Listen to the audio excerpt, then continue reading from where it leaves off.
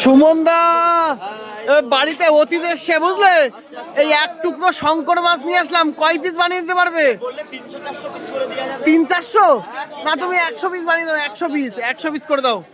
দেখো এক টুকরো শঙ্কর মাছ নিয়ে আসলাম, আর সুমনদা কিন্তু এখন 100 পিস করে দেবে। সুমনদা বাড়ি কিন্তু লোক অনেক বুঝলে, আর নতুন বছরে বাড়িতে এখন লোকজন প্রচুর আসছে, মেহমান আসছে, সব যাবে না, পুরো থেকে যাবে।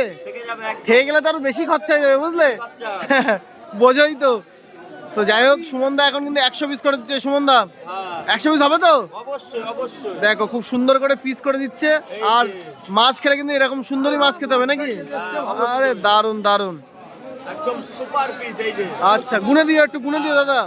এই যে ছোট ছোট করলে 100 পিসের বেশি হয়ে যাবে। আচ্ছা আচ্ছা আচ্ছা আচ্ছা, দেখো মাছটা করে দিল একদম। 2 হ্যাঁ 4 হ্যাঁ 6 8 হ্যাঁ 10 হ্যাঁ 12 14 পিস একটা থেকে 6-7 পিস করলে হয়ে যাবে। হয়ে যাবে তো?